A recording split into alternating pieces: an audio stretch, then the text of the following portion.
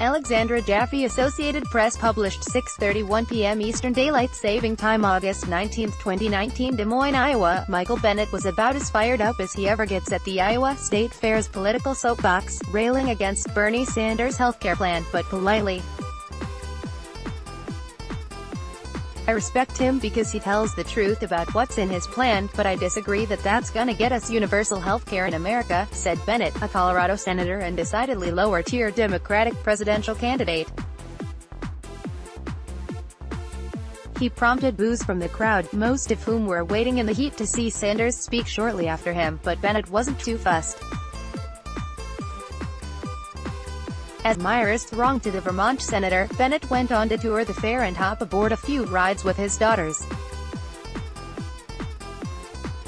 Bennet is pursuing the presidency as the anti-Donald Trump, measured and moderate, contemplative and competent.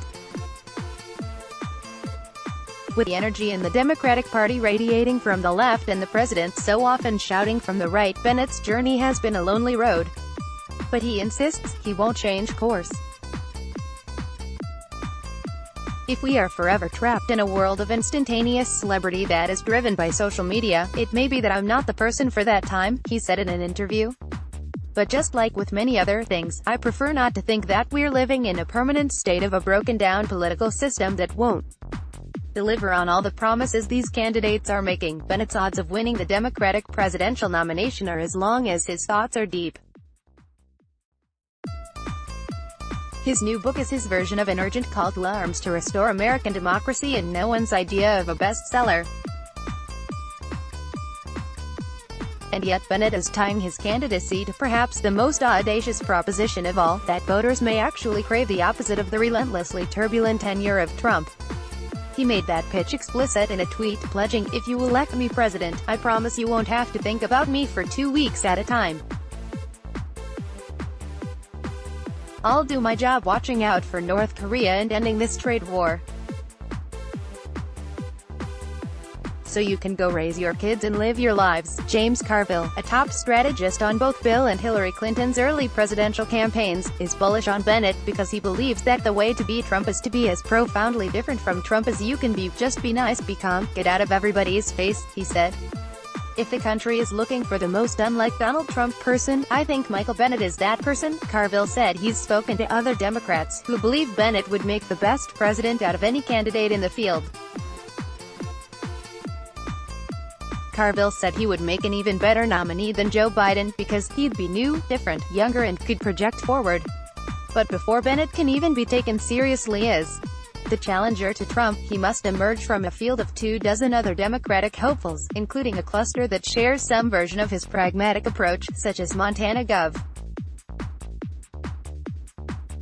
Steve Bullock and Minnesota Senator Amy Klobuchar. Many trees must fall before primary voters would see Bennet as their alternative. He is at his most animated when he is assailing Medicare for All, Sanders' signature policy proposal and one also embraced by Massachusetts Sen. Elizabeth Warren. "I really believe that, better than the other people that are in this field, the agenda that I'm pursuing is an agenda that Democrats in Iowa and South Carolina, New Hampshire and Nevada will recognize themselves in," he said.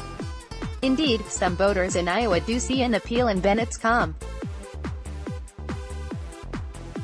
"That's what I want, someone who's really steady, and he has a reputation for being really knowledgeable about policy," said Linda Simonton, a 71-year-old retiree from Des Moines, after seeing Bennet speak at the fair. "He knows what he's doing.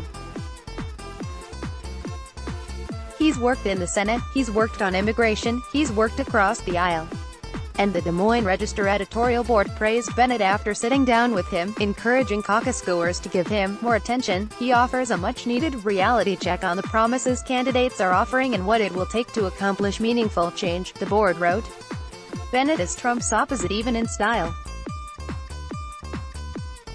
Compared to other candidates who shout or sermonize on the stump, Bennet tends toward monotone that can make his speeches sound like a well-intentioned lecture from someone's father. On the stump at the state fair, Bennet, who delayed his entrance into the race because he had prostate cancer, even joked to the crowd that they should get their prostates checked. Asa Leonard, an 18-year-old art student who saw Bennet in Knoxville, Iowa, said he was charmed by the senator's style.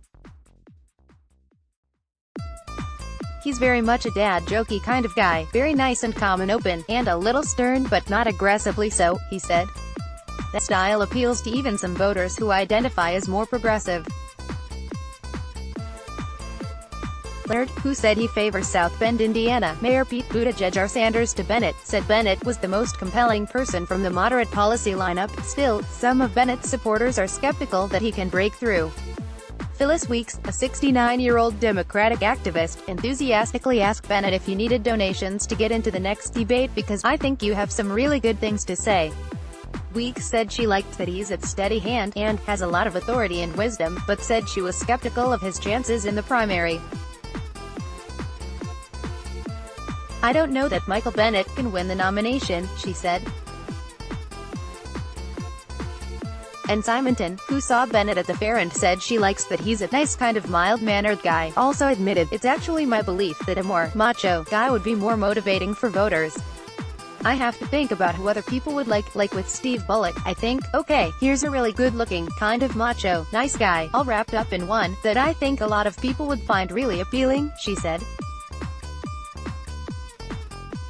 Bennet's heard this kind of thing before, but he doesn't feel compelled to change his style, or his message, to prove them wrong.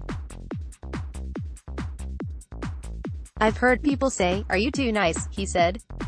But I think what they're really asking is, are you tough enough for this? And I think I am tough enough for this. Let's block ads. Why?